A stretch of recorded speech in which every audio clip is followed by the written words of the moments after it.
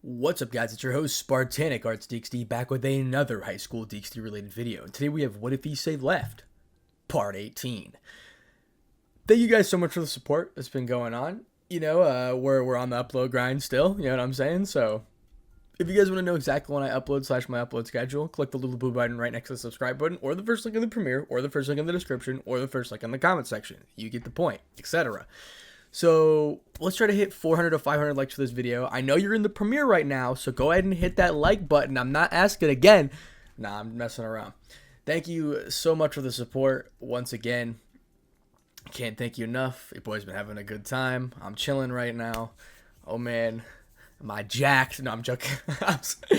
But yeah, so without any further ado, let's go and thank my balance breakers: Aunt Lewis, Lachlan Yates, Jordan Patchow, Night Ammo, Refeek135, Unsainted Tiger, The Black Dragon Emperor, Keep Saying 21, Undefined Truth, VR Wolf, Dark Phoenix, Ziki2000, Shen Byun, Chaotic Raven, Mazaku, Dr. MG as the Grom, Grim Fireshot Gamer, Ryuga, Source Ponder, Rob the King, Zero Fusion, and Noradintrax. I think I said that right, my bad. But thank you so much for becoming a balance breaker. Seriously, can't thank you guys enough. Absolutely amazing. And if you guys want to see absolutely exclusive content, head over to my Patreon, where I am now reacting to High School DxD episode 2. And obviously we're going to watch some other shows on there, etc. So yeah, there's a shout out to all my Patreon members: Justin Brenovich, Ryuga, Lachlan Yates, The Black Dragon Emperor, Stripelunger, Mark Bacon, Sharklock, and Jay Dawson. Thank you so much for becoming a Patreon member. And without any further intrusion, ladies and gentlemen, let's go ahead and get into Part 18. Chapter 22.5, Confirming Doubts. Let's see how everybody reacts, shall we? On the same Monday that the girls went to school and would receive... Okay, so note, this is the same Monday as seen in the beginning of Chapter 21, if anybody was wondering. On the same Monday that the girls went to school and would receive their mission to handle some monsters, Irina Hyoudou, the resident angel, did not go, as if something told her to stay away. She laid in bed reminiscing about the dream she had been having. She had given her concerns to Gabriel on the girls' trip that they took. They were becoming slightly more vivid. She thought she could envision herself with Kiba, since she did some training with him after the Trihexa incident, but her dream said otherwise, and his attitude towards her had not been kind as of late. In her dreams, Kiba was always walking away from her, but she was happy, and she had a family with someone else, someone with brown hair, but she could never see their face. However, now that man was always fading into ash. When she was cuddling him, and you could always ask her why did you do it? She could not understand the question, but the voice sounded familiar to her. She would also trace back to Ross Weiss's words, as well as feel guilty because she thought back to her childhood. She had talked with Gabriel of her past, but she could never remember the name of the boy in her dreams. She did note that boy from her past was very similar to the man she had a family with in her dreams. Sadly, that world was crumbling around her. She would be holding a baby, but then the baby faded away. The family portrait faded away. Her home with the man faded away. She felt down and felt like it shouldn't be here because something was missing. When the others went to school, and she chose to be excused, as if to felt she lost a piece of herself. Seeing no one was in the house, she went to the roof of the shrine she made for Orpheus, who laid there, feeling weak and despondent, but overall emotionless. She figured that she might as well speak to the loli, maybe get some insight. Orpheus-sama, are you okay? Irina said, taking a seat next to the dragon loli. Oh, it's the self-proclaiming angel sister, Orpheus said. Well, I don't feel like an angel at the moment. What do you mean? Orpheus says. Well, have you ever felt that you were missing a piece of yourself? Yes, when Rizarine stole my power. Why? Orpheus said. Oh, well, I haven't had my power stolen, but a piece of my heart. It's like I can't get it back. You could always get your power back, but I don't think I can get the piece of my heart back. Your heart? Tilting her head in confusion. Yes, you see, I've been in these dreams of a family. However, the father is not Kiba like I thought it would be. It's someone else. They have brown hair, a little darker than mine, but I've never seen their face. When I talked with Ross Weiss, she mentioned that she wouldn't want to be my childhood friend, and I thought my childhood before I used to get bullied and felt alone until this boy stood by my side. We played together and everything that you could imagine as kids, but I couldn't see his face either. But I noticed that he was my man. He is the man in my dreams and had similar hairstyles. So you're dreaming about your future mate? Orpheus says. I don't think so. I think I already met him, but I did something that hurt him because in my dream he would ask me why did I do it. Then things start fading into ash. The baby that I held gone, the 2 kids playing outside gone, and the husband whose children I mothered, he went too. I'm not sure if it was a good idea that I slept with Kibuka now because a week after that, those dreams started occurring. I think I understand. I also wonder why I give myself the volley, because it may be his power, but I felt something that wasn't right. Each time with volley, I felt myself get weaker and I didn't understand it. It reminded me how the time I've spent with Rizavim made me weaker, though I did not sleep with Rizavim and he replaced me with Lilith, who I wish I could see again. However, I have this feeling that Baka Red would attack me despite the fact that if he invaded my home. So you feel wrong in sleeping with Volley. As time goes by, yes, I am beginning to feel the influence of his grandfather on him, and I don't know how, and the fear I won't like the answer. Orpheus said, I see, Irina replied. Do you feel wrong for sleeping with Kiba? Orpheus said, well, as you said, as time goes by, yes, I don't think he's ever had my heart, but I gave him my body, and looking back on it, I don't think I ever had his heart. I thought maybe he felt attracted to something. I told Zenobia, who talked about with the new experiences. She told me to speak with Gabriel about it. After that, we planned to go to a hotel, and now that I think about it, whenever I go back to that day that Zenobia gave me the plan of taking Kibakun and Gasperkun for experience, I feel like there was this presence on the left of me. However, hearing the others speak of their experiences excited me, but now I can see that it was just lust, and if I wasn't for the new feature, I would have fallen an angel. I would be a fallen angel. Now I think that I see why Ross Vice's sensei told me that I didn't deserve my wings, and I think she's right. It must be why you're not your usual self. I would like to say that you shouldn't let her words get to you, but from what you told me, along with my doubts, I fear that she is right too.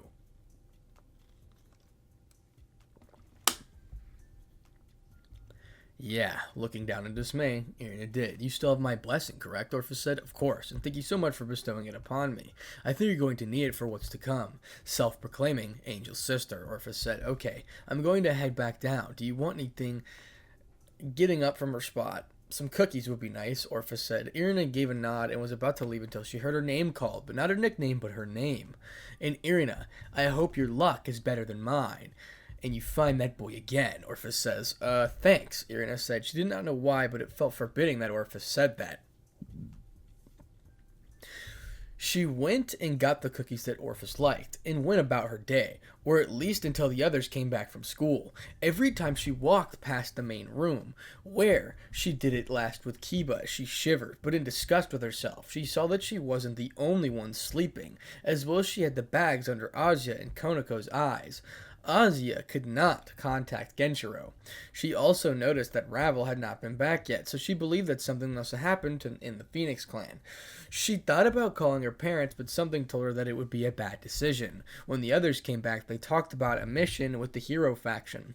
Hey, Irina, we got a mission with the Hero faction. Kyocho gave us a week off to handle it, so get ready, Zenobia said. Oh, I don't think I can go with you all. Sorry, still not feeling well. She was grateful that neither Konoko nor Kuroka were here to detect the lie once again. Grateful that feature enabled her to lie. This was the one lie that surprisingly she felt good about for the others. Although she did not lie, she agreed to all the lies that were told to the caretakers of they resided in. Something about them also made her feel uneasy now. Something was missing and it was connected to her. Really? You sure? You look fine to me, Zenobia says. Irina felt irritated that her friend did not see her discomfort, and she began to wonder if Zenobia even cared about what she felt. She always looked up to Zenobia, but everything that has been happening around her, she felt that was a mistake. Since Zenobia listened to Rias, well, I'm not, so you'll have to do it without me, Irina said, speaking thoroughly gritted teeth. Fine, whatever. Guess I'll spend more time with Kibakun, Zenobia said, trying to coax Irina. Yeah, sure. Good luck with that, Irina said. She preferred the man in her dreams over Kiba, but it was a dreaded feeling that the man didn't prefer her, and it had something to do with her actions, Irina said. Really? I thought you would be jealous. Oh well, more for me heading out of your room, Zenobia did. Irina just laid in her bed. She already knew the only way Kiba was to bother to give Zenobia attention is if Rias told him to. She never understood how Rias had that much power or much pull over him. She just assumed that it was because she was his mistress. Unaware of the threat that had been given, she heard her door open again, looking to find Azia peeking in. Zenobia-san, you said you weren't feeling well, so we thought I could heal you and you could come with us, Azia said. Even if I was healed, I still wouldn't go with you, Azia.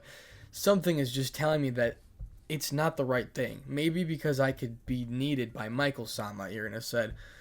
Oh, Azia replied, and besides, I don't think you can heal this feeling, Azia. I'm sorry. The tone in which she said was sorry, but not for being confident in Azia's ability, but more of a sorry as if saying goodbye. I see. Well, get better, Irina-san. We'll see you back when we get that caused Irina's chest to ache as Azia closed the door. I get the feeling that I don't think you will, Irina said as a tear rolled down her eye. She was going to doze off until she heard a knock on the door, called for them to enter. When the door opened, she was wishing she hadn't. We wanted to check before you left. Feeling any better, Rias said. Irina's eyes just widened in shock, as she felt her heart racing as she looked at the devil herself, and the words, "go away," repeated themselves in her head.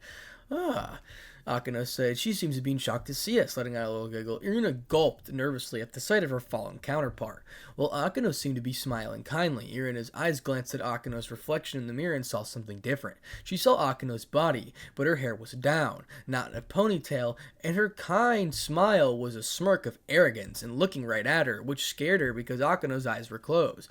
So why was her reflection's eyes opened? It caused Irina to gasp and shuffle backwards in her head. It's okay. It's just us, Irina. It's okay. It's just Akano and I, Ripley said. Yeah, I just need some rest, Irina said.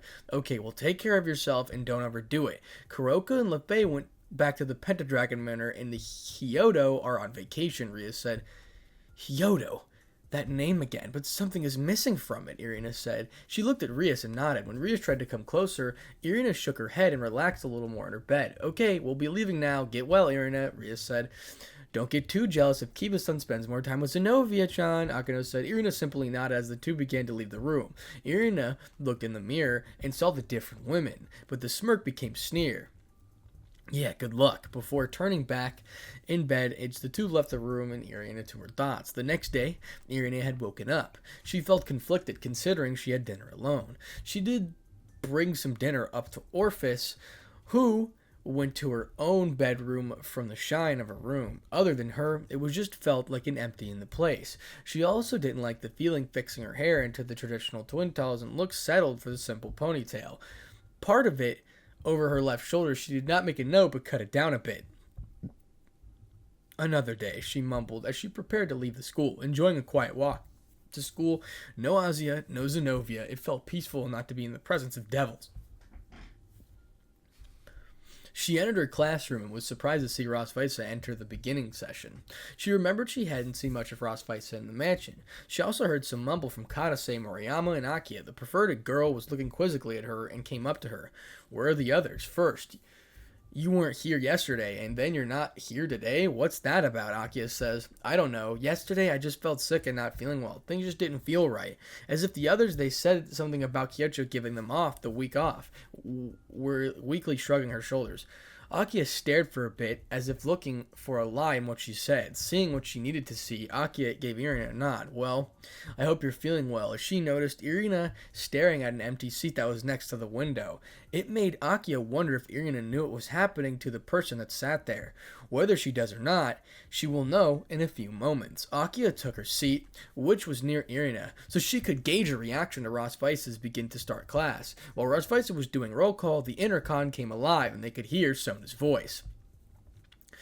Good morning, students of Co-Academy. I'd like to speak with you about an incident that took place in Classroom 2B a few weeks ago, Sona said.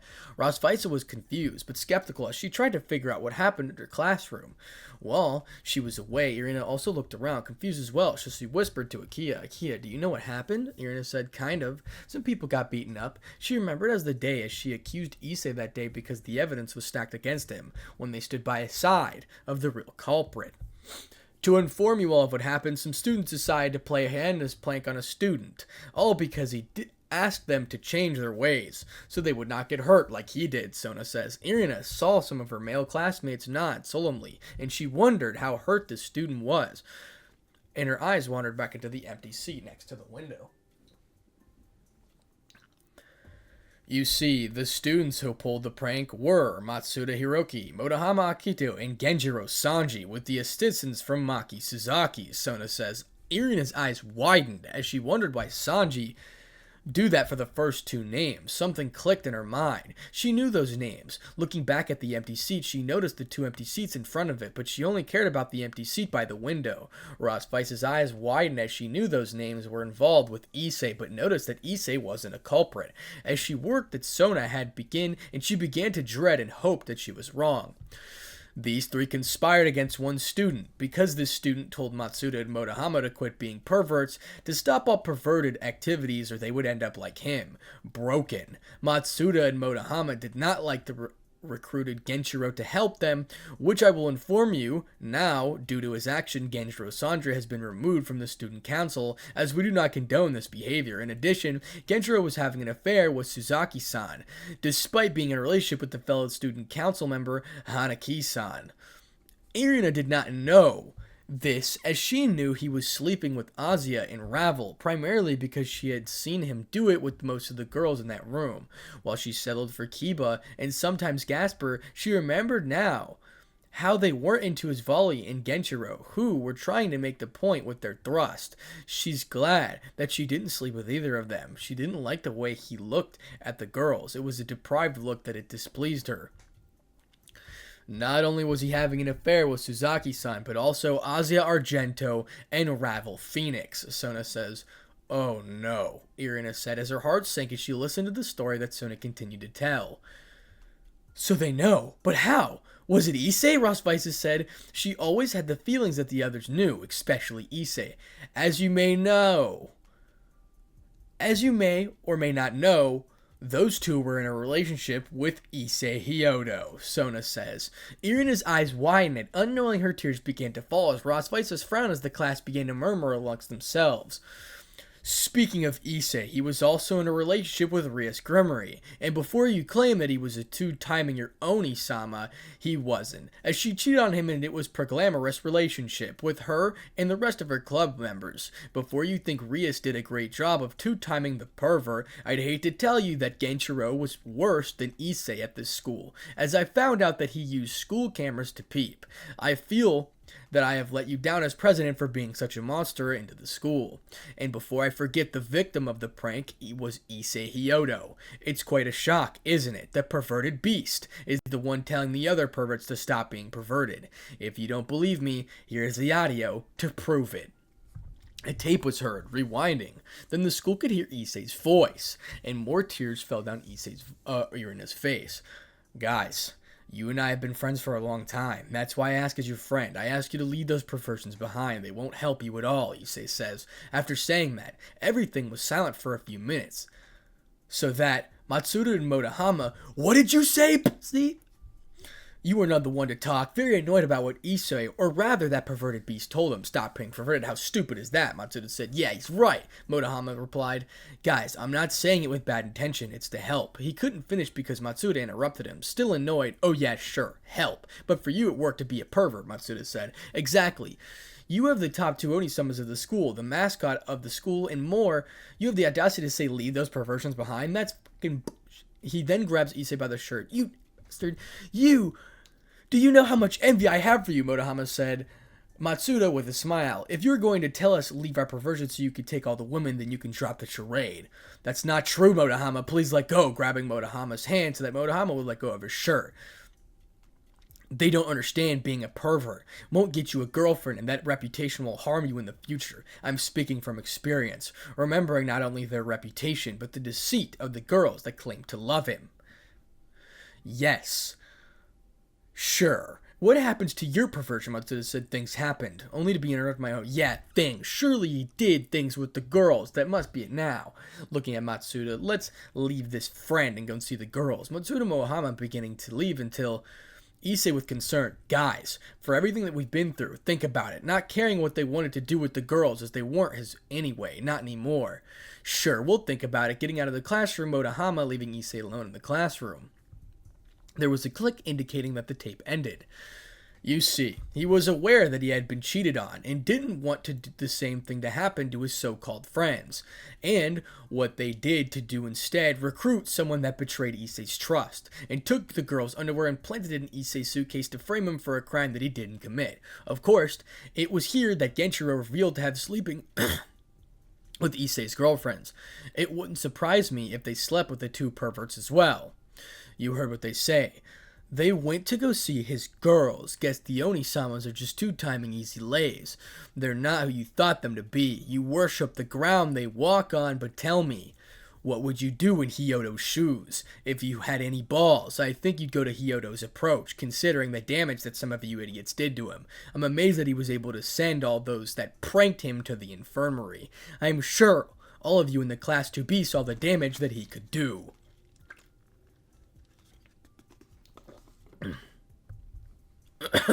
Dang, bro. Sorry. Those that witnessed the beatdown shivered in fear, even Akia, as she had accused him. They had seen Issei become merciless. Those were supposed to be his friends, and they did that to him for trying to not get them to change their ways. Thinking about it, Issei hadn't been involved in anything perverted before that incident. It made people murmur about his change. Some people believed that he was trying to be a good man for his Oni-samas, but based on their actions, it seemed that they were just looking for a good lay. It slowly started to show disdain for the Oni-samas. While some were beginning to give Issei respect, Irina sat there. She felt herself not being able to breathe. She looked at the empty seat again. Ross Fisa gave her a glance and kept her frown. Now after this incident, we were able to learn a little bit more of the infidelity against Issei. Let's have a listen, Sona says. The sounds of the tape being rewinded was heard as Akia, Moriyama, and Kadase stiffed as they knew what was coming next. Ross Fisa took a seat at her desk as she felt this whole moment of truth. Irina just felt frozen in place, and her mind was telling her no repeatedly. Issei starts. I discovered 3 days ago that I have a disease that is killing me. This impacted all who were listening. This disease makes me spit blood, feel weak, and every day I get closer to my death, Issei says, looking at the sky. What? Moriyama says, but remembered that she told that Issei had spit blood in the classroom. That's why you look like it, others. It makes sense. The classroom school did not recognize the voices of Kadase and Moriyama as Sona had disguised them for questions to be heard, but in a different voice. It made Kadase and Moriyama give slights of relief, as attention might have been on them. Yes, but the other thing you asked is a bit complicated, Issei says, closing his eyes. And what would it be? Kadase says, still confused. I had a relationship with the girls of the ORC, and the girls as well. This shocked both the Kendo girls, but not only did we have a relationship, but we lived together and we were committed to marriage, his tone becoming cold. That shocked a lot of people that he was committed to being married to them. As for Irina, the husband that she had been envisioning, the boy she had been envisioning in her dreams, she was now seeing Issei's face, the man she was supposed to be with. It was him. It was him all along.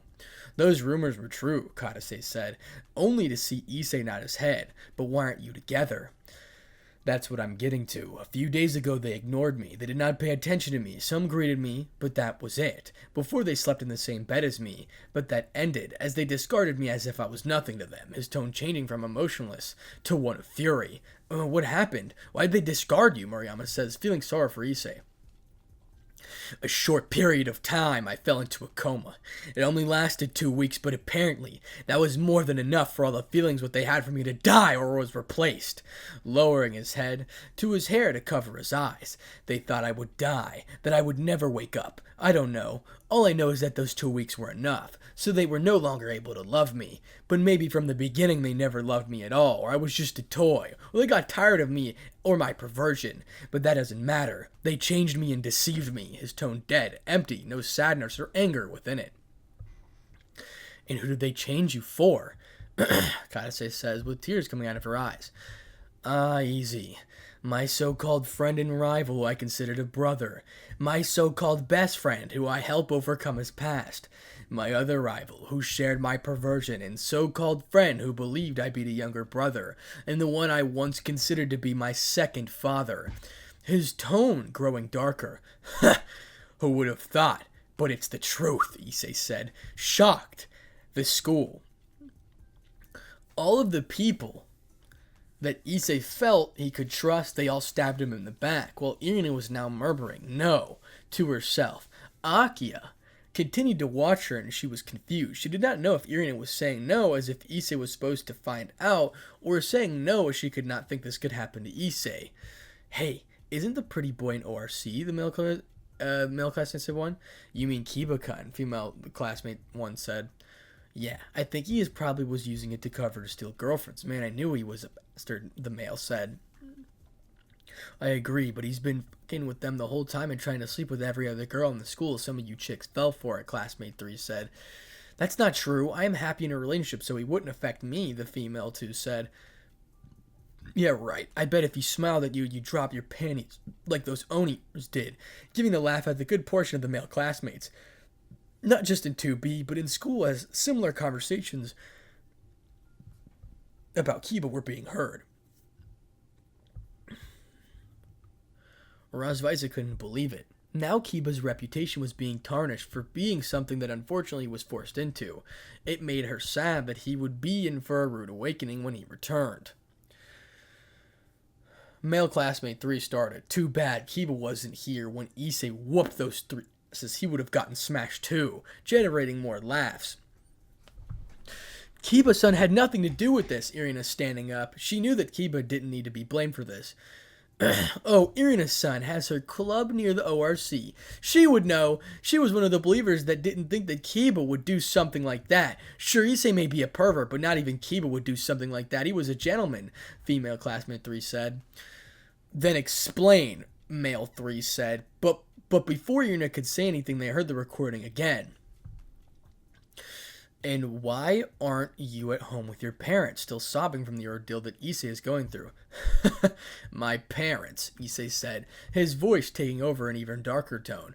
The Kendo duo felt that the answer meant that everything was worse than they thought. My parents were aware that they deceived me. They agreed to it. Those parents had the audacity to say that I should be like them. What pathetic bitches and pieces of shit. His voice dead again. 2, do me a favor and don't call me Hyoudou. Thanks, Issei said. Male classmate 1 said, dang, even his parents? That's cold. Male classmate 2 started. So how do you know that Kiba had nothing to do with it? Irina decided to take a gamble and lie. Hope that the feature in Heaven's system still works. She figured that this was the least she could do, not as she understanding Kiba's behaviors towards her, and her remembers that it was him that asked about Issei because, unlike her, he cared. The guys that go to the ORC when Issei wasn't around, it wasn't because Kiba nor Gasper.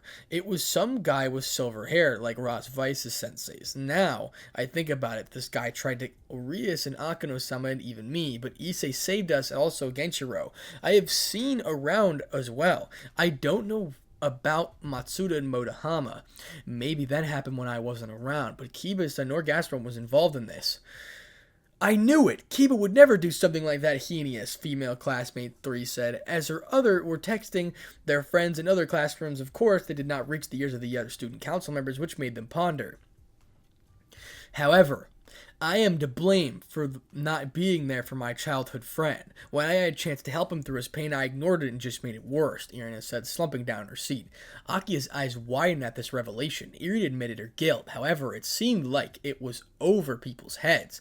They assumed that Irina wasn't there for Issei and was unaware of the problem that was happening to him. When she had a chance, she ignored his help. Razvaisa just looked and sad at what Irina said. At least her suspicions were confirmed. Issei knew everything from what he saw. She does wish she could explain the full story to him, or maybe the factions did. She wasn't sure, but tears fell from her eyes as the students thought as she felt was heartbroken for her students. Of course, the males didn't want to see their beautiful teacher cry, and some females tried to comfort Irina. They tried because Irina gained strength and walked to Issei's desk and sat in it, placed her head on it and wept. They could hear the cries of, I'm sorry, and I did this to you. Those that comforted her tried to say that she didn't, but she didn't want to listen to them as they misunderstood the situation, but she didn't have the heart to say anything. Now you see. Sona continues, I have given Issei time to recuperate, recuperate, and I will proctor his finals due to his emotional and physical stress that he has been through. I don't think he would be comfortable being in the same classroom as some of you who threw things at him and beat him for something he didn't do. So I thank you all about your actions next time. I guess we were all wrong about the perverted beast. However, I will say this: if you choose to make life hard for those that do that to others, then by all means do what you must. And if they ask, why don't you tell them anything? Let them figure that out themselves. Signing off, letting the school go into a frenzy as teachers try to calm their students. Sona knew how to put some lies into her further damage Rias as the others. She was a little perplexed that Irina defended Kiba and Gasper's honor. Although Issei did not mention names, she figured that they were people smart enough to figure it out. Everyone get back into your seats. I'm sorry, Irina, that includes you too, Rosvice says. It was silent for a few moments as Rosvice had to call Irina to move back to her assigned seat. Irina, please return to your assigned seat, but thanks to her devil hearing, she heard something about being a guardian angel. Irina finally stood up. Her once vibrant eyes looked dead. It made Kadase and Murayama softly gasp. They remembered those eyes. They were on Issei's face when they saw him. However, before she could reach her desk, Irina just collapsed. Oh my god, female said. Irina, Rosvice said, moving her desk, because on Irina's way down, her head hit the desk, literally getting a concussion. She also found a small cut that was checked against her head. Class dismissed. Someone help me take her to the infirmary. I'll help, Murayama says. Rosvice and Murayama carried Irina down to the infirmary and had to get her head checked out. Rosvice did not apply pressure to the cut to keep it from bleeding much. When they reached their destination, the nerves could get out of them, and Irina has gauze from the cut as well as an ice pack. Thanks for helping out, Murayama-san. Could you go to the student council and explain the situation to Sona as have someone monitor the classroom in my absence? Rosvice said. Okay, I will hope she's alright. I hope so. But he had a small feeling that they might not be, that the case of the weight of her stupidity has crashed down upon her, Rosvice said. Murayama and Rosvice waved goodbye to each other. As Rosvice sat by Irina's side, this did sadden Rosvice as she wished that she could have been by Issei's side when he was in a coma. The minutes passed by until an hour went by that she heard the door open. How is she? Sona said, walking in with Tsubaki. She's still breathing, as she kept looking at Irina's sleeping face. Why didn't you say that you knew? Rosvice said. I didn't know the full details, especially yours. I'm sorry for what happened, Sona says. It doesn't make it any better. As she nodded at Sona's words, anything from the factions, Rosvice said. Yes, and I suggest you train. You'll have a rematch against Sarorg at some point. He was livid for what happened. She didn't have the guts to say anything about the banishment as Rosvice's situation was still being discussed by the higher-ups. I see. Thank you for the heads up, Rosvice said. Did she really defend Kiba? Tsubaki said. She was conflicted. Hearing those rumors of Irina's statement made her confused. Yeah, she did. I'm not sure how much she knows, but Kiba and Gaspard were coerced into it, Rosvice says. Does it have to do with the girl that lives with you? Sona says. How did you know? Rosvice replied, turning her attention to Sona. I had a familiar to be on watch about what was going on. Oh, well, I guess you're right. Rosvice says. Suddenly they turned to Irina, who was sobbing. He never loved me. I should have known, putting her head to her face in disbelief. This confused the other occupants, as what caused her to be distraught after a few sniffles. She began to sit up and looked at the rest. You remember how I told you that Zenovia's-san talked to me about my new experiences? Looking at Rosvice, who nodded. Well, I was feeling something for Kiba because I was doing sword training with him to get better. So through that small crush, I threw everything away. I didn't know he was coerced into it, but that explains his attitude after the deed was done, Irina said. She slowly started to get up from the bed, shrugging Rosvice away from her. Before she stood in front of Tsubaki and looked into her eyes. I'm sorry. I took your happiness away. What should have been yours was taken by me, and the pain I caused you for letting it reach this level. Do whatever you want to make yourself feel better. Az got into shaky knees and bowed her head to Tsubaki, saying, it's the least I can do. All three of them were bemused by her actions. Sona and Tsubaki noted how similar she and Issei were when they were down. For Issei, he found his spark when he got pushed to the edge after the prank. So Sona looked at Tsubaki and gave her a nod. This puzzled Rosvice until she heard it. Rosvisa saw Tsubaki had gotten down on the knee and slapped Irina, who was struggling to get back to her kneeled position. This caused her to get smacked down again. Rosvisa was going to move, but stopped by a glare from Sona. It made Rosvisa feel helpless, as she could not do anything as her student gets slapped over and over again. It got to the point that Irina's cheeks were welted and had small cuts from Tsubaki's nails. Irina did try to get up, but Tsubaki put her head on her shoulder and forced her back down. "Stay down," Tsubaki said as she applied a phoenix tear to Irina's cheeks. "Why did you do that?" Her eyes were bewildered from being healed. "Aren't you not satisfied?" Irina said, trying to get back from a kneeled position. "I could make your life hell.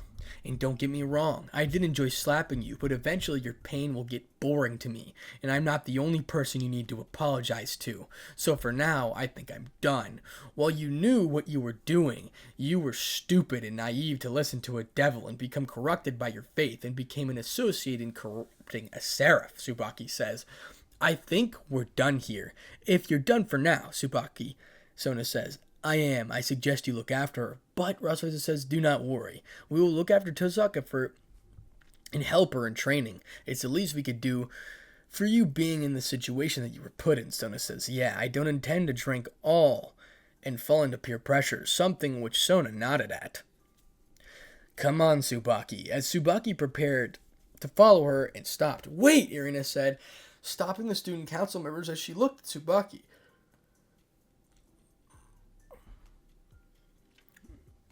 "If you get the chance, please hear him out. I know I don't deserve to ask you any favors, but he deserves that at least," Irina says. "Why do you defend him?" Tsubaki says as Irina put her head down. "If I could do something right, and he doesn't deserve the flack that will come for something that he was against his wishes," Irina said. Tsubaki stared down at the broken angel before she gave a nod, hearing what she needed to hear, and walked out. "Good luck." Before walking away, Sona said, herself meeting up with Tsubaki, walked down the hall already. Another one bites the dust, as she and Tsubaki went back to Rosvisa's classroom to keep things in order. Rosvisa knelt down to Irina to help her up and get back to the bed. "Are you okay?" "You were right," Irina said. "I don't deserve these wings. I wouldn't want to be my childhood friend. Knowing what I've become, a stupid, naive, cheating," or her head shifting downwards. Rosvisa didn't say anything because she wasn't wrong, but she was a bit surprised by Irina's language. She was impressed by the feature that Heaven implemented, though she did not feel it should be tweaked, as basically the angels could do whatever they wanted. "What did you do?" Irina said. Rosvisa said. "When you needed to talk to, who did you go to?" Irina said. "Oh, I went to my grandmother's. She's kind of a family that I only have." "Oh," Irina said. "I'll excuse you for a day and come back after school to check on you," Rosvisa said. Irina simply nodded, and Rosvisa went to check for the coast to be clear before teleporting Irina back to the Hyoudou mansion. She even collected her things from the classroom on the way back, explained things to Tokasa. It made Tokasa feel proud of her big sister figure out for helping others. Tokasa didn't say much to Irina when she saw her, but did thank her for defending Kiba and Gasper. It only made Irina feel that guilt for her crimes that she committed. The rest of the week had been tense and dull. Irina kept to herself, just sat in her seat. Became a robot in class. She stuck to eating her lunch on the roof, where she did have a confrontation with Akiya about it. It's where she confessed what she knew and what she did. She didn't even care anymore. Akiya said nothing and just left. Irina expected a confrontation from the Kendo Club duo. Maybe they'll beat her up, since she had been looking at her. However, nothing came. Guess couldn't make herself miserable if she was already doing that herself. She had gone to the ORC building, and it had been vandalized on the doors, and it said, "Orders enter here." And were other crude sayings on the building. Some of the windows were broken. She knew it was going to need to be replaced. She decided to walk inside and look at the place, and it was trash. Chairs were ripped up. She did see some used condoms as well. It made her shiver and disgust. She didn't know what happened to the room.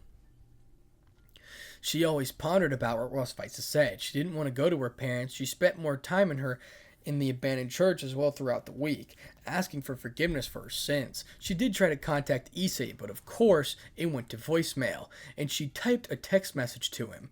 Since the message went through, this slightly glad that he didn't block her number yet, but unaware that he removed his SIM card. She was thankful that her mother taught her how to cook.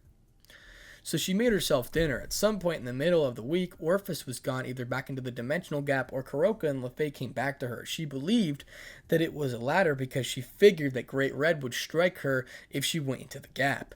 It's what Irina would have done. Rosvisa kept her promise and did look after Irina, but she didn't talk much, mostly because Rosvisa didn't know what was to says Irina was a robot. It wasn't until Friday afternoon that Irina said something.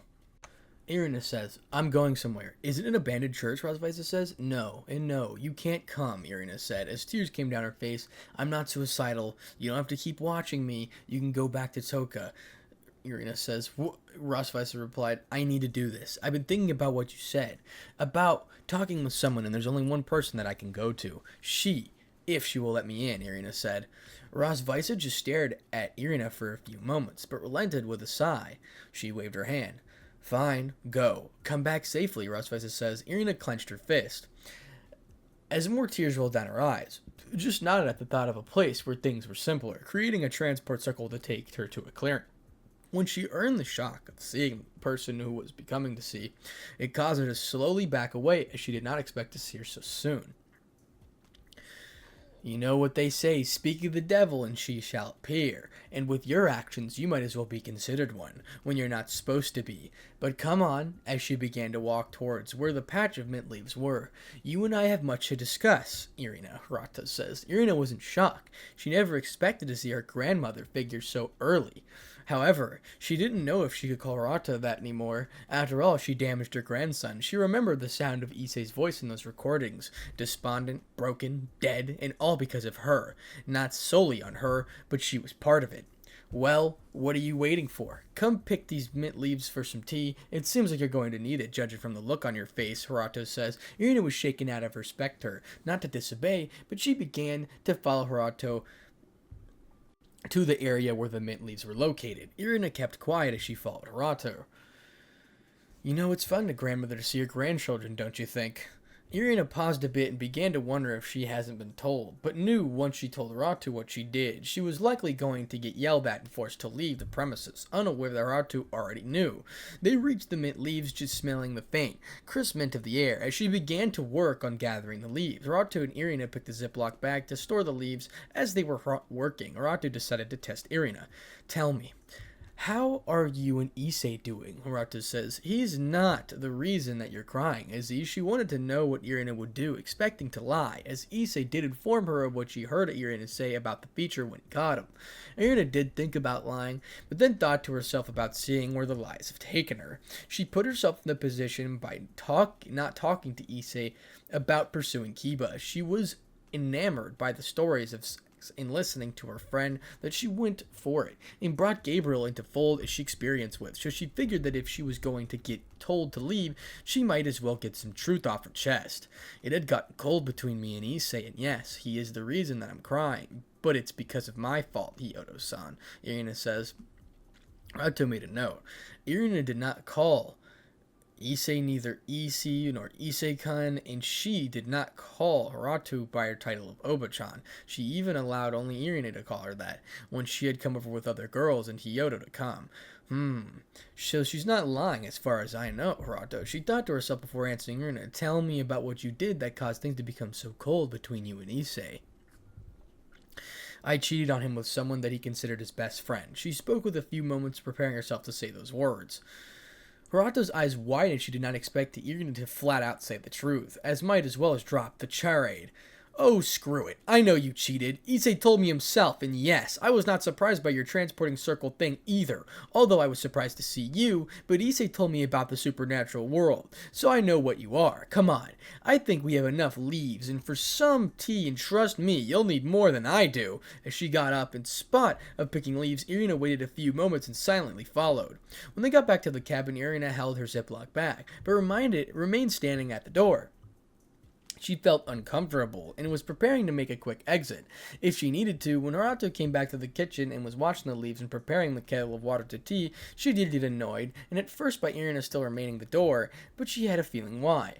Did you forget to sit, girl? Go on and sit down so I can hear more about the stupid things that you have done, Hirata says. She watched as Irina sat in the exact same seat spot that Issei sat in. It almost made her laugh. She kept her tongue and went back to the kitchen to prepare the tea, so she could talk with Irina. While it was boiling after that, she came back and sat in her chair and to look at Irina. I'm going to want to know why you decided to cheat. Something tells me that it had something to do with those devils that you were with.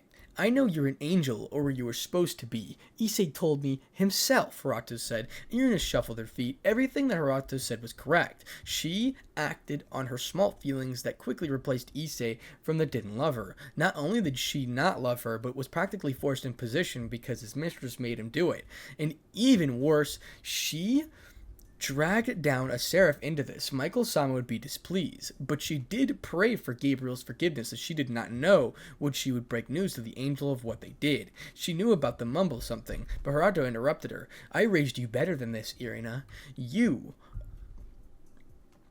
are to look at you who you are speaking with, causing Irina to snap at the attention and look at the eye. That's better. Explain yourself.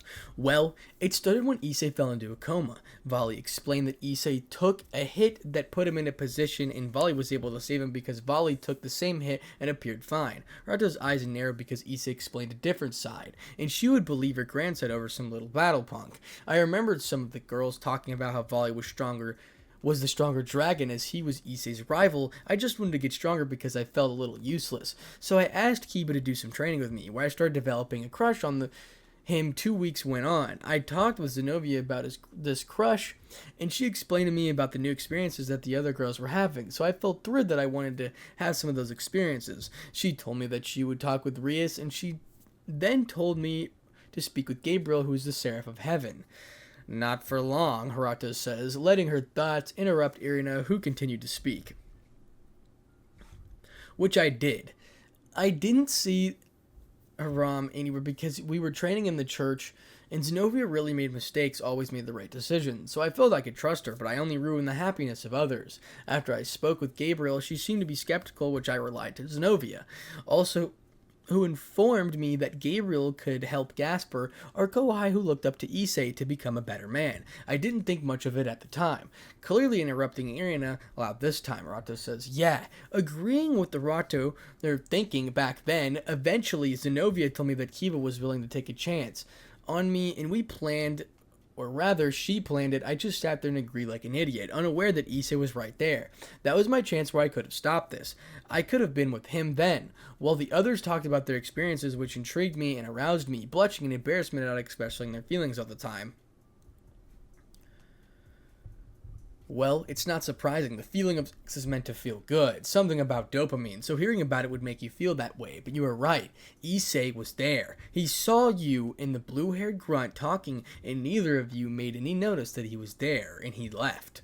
He heard the rest of those was talking about getting down, and you probably sat there like a twat fingering yourself for someone you didn't say you didn't want you. Whereas the man that did was less than 500 feet away from you, glaring at the girl, put her head.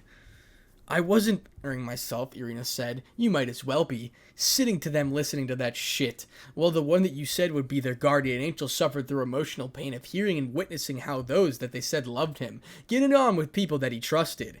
People that he risked his life for, died for. And how do you all repay him? You were just off taking a gun and shooting him in the head. It would have made the pain easier, Hirato says. Irina gasped in horror. How did she did not know that Issei's suffering, and no matter how bad she felt, it would never amount to the damage that was handed to him by the others. But then she remembered that Hirato said that Issei witnessed the events. What do you mean by witnessed? Irina said. Oh. You see, after Issei saw this Rosvisa woman and Pyongyang woman sucking off the prick known as Azazel, he banged back to his so-called house, only to hear you all were desecrating his room with your activities. And he was supposed to be the pervert. Add in those facts with those bastards that were supposed to be his parents wallowed in joy that they knew of your infidelity and praised those bastards for fucking you when they did nothing for you. Did any of those then put their life on the line for you? You knew the truths of Issei's actions but said nothing. You continued on with the lies and said nothing. Irina, which honestly it disgusts me and I'm very disappointed. Tell me, how would that feel that you are with someone? I'll have to use Issei as an example. Tell me how you would feel coming home and hearing your best friend in your own bed, and then your parents talk about how she was much better and you deserved him, not you, their own daughter, their own flesh and blood, but see Issei more as a child as what they wanted, and had left you at the side for years, Hirato said. Years? She couldn't speak much as Little began to say, the tea is ready, stay seated. As she got up while Irina thinking about being in Issei's shoes, she thought about coming home. In her dream, like her dreams, it is Issei as her husband after a long day of work. She heads to her bedroom and hears the moans of a woman, along with the grunts and groans of Issei. Sounds like he should only make with her. Feeling it even more despondent and hearing her parents, Toji and Mizuko Shoto, speak of how much Issei deserved a better woman than her, while insulting her and talking about how much they could keep the affair a secret from her. It caused more tears to spill from her eyes as she covered her face and cried. The smell of mint invaded her senses after a few minutes, which caused her to look through her fingers and see a cup that had been placed in front of her. Now, you're all going to be left on a cliffhanger, so get screwed. You're welcome. I have no regrets. I'm sorry, my throat's about to burst, and no, that me, and pause, that's not how I meant it, but, like, you guys know what I'm saying, like, I'm tired, you know what I'm saying, so this is where I'm going to stop for now. You know, that was a pretty fun, little chapter to read, what we got going on here, you know what I'm saying, Irina realizing that she's a stupid, I wish mine could do the same. So, basically, thank you guys for all the support, you know, all the lovely comments about what the heck, however I was going through, you know what I'm saying, like, I should be A-okay now, you know, hopefully. Unfortunately, I will have to see this person again when I go back, but by that time, trust me, I don't think I'll feel anything at all, because it's already began, like, 2 weeks ago anyway, where I finally realized that, screw her. So, thank you guys so much for the support, man. I really do appreciate it. 400 to 500 likes has been absolutely amazing. You know, that'd be really cool.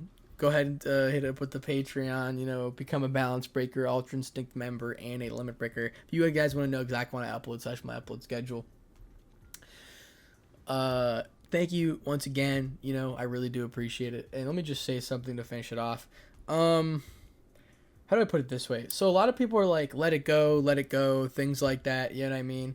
And trust me, you can let it go, but the process of letting go takes a while, you know what I mean? So you can sit there in a corner and mop about it for a little bit, right? But the process of letting go is going to take a little bit, right? And what you mean, you're going to go through the, like, depression to I hate you, to what did I do wrong, to I hate you again, and then back to finally acceptance and moving on. Now, it's like, but during the process of, like, you're in the I hate you phase, you can use it as motivation to completely better yourself. And that's the one thing that you guys have to learn. Let me just get you, like, this is just something, I've never heard this from anybody before. This is just what I like to think. Create, like, a disciplined, like, format of doing something that you do really well. But you have to remember one thing, okay? Now I'm just, honestly, I don't even know where I'm really going with this, but I really want to say this in general, so I'm just going to say it. This might have not anything connected to what I was just saying. Motivation doesn't beat discipline, but obsession does. I don't care what Kevin Durant or any of those idiots say, right? I stuck this this is how I got fast and became one of the, like, literally the fastest person on my team, or one of the fast, if not the fastest, by exactly now. It took me 4 years to do it. Trust me. This is exactly my process through the mind. It was motivation turned discipline. And I was like, but they also have motivation and discipline, right? You got to separate yourself. You have to create an obsession. Obsession beats disciplined talent, okay? I'm tired of everybody telling me it's otherwise. If talent doesn't work hard, then hard work beats talent. Man, screw all that, okay? If you have an obsession to beat whoever it was, and you actually have an obsession to do it, you will end up winning. And that's how I won. So screw everybody else. Everybody else can't stop the noise, bruh. Put on those Beats headphones, the Boost headphones, put that on, bro. Put it on your head, all right? Black out the noise, bro. Black out the noise. Sure, you may have been, okay, let me give you an example, bro. You may have just gotten rejected. Those girls be making fun of you. They're like, oh, like blah, blah, this, blah, blah, blah, that. Or they might have played you, cheated on you, done all this crazy business, right, bro? Just block out the noise, bro, and become obsessed. Now, it's like, because that's where I'm at. I'm obsessed with getting my get back, all right? So it doesn't matter. It doesn't matter about anybody else. It doesn't matter about any of those things. You got to stop caring about them. But remember, you can stop caring about something but use it as motivation to keep going during the process of working out. So, for example, if you're sitting there running a mile and you're in the middle of the mile, remember what they did to you, remember what they said to you, and you can use it as motivation. Now, obviously, that's not completing letting go, but letting go is a part of that process because eventually you'll get tired of thinking about it like you do other things. You got to overuse it to completely let it go. That's how I see it. That's how I function as a human being. So, once again, thank you so much for the support, ladies and gentlemen. I'm sorry you had to hear me rant there for a little bit, but I had to get some things off my chest. Remember, I don't care what people, like the logical people say. Us anime viewers, we don't really believe in the norms of society anyway, because we're idiots. But I truly believe that motivation's the weakest, discipline's the second hardest, and obsession's the difference that puts you outperforming everybody else. I know people that are disciplined and they still work out ahead of me. It's just that I have an obsession. It's not just about the discipline. You create an obsession when you form discipline. That's how I figured it out, truly. I didn't want to get up at fucking 6 a.m., eat eggs, and run every morning, did I? I still did it. And then I created an obsession with nobody else is doing this. I'm going to win. You know what I mean? Nobody else is taking those cold showers. Nobody else is doing all those extra things because you're so consumed with yourself. Forget about those people, man. They don't matter anymore.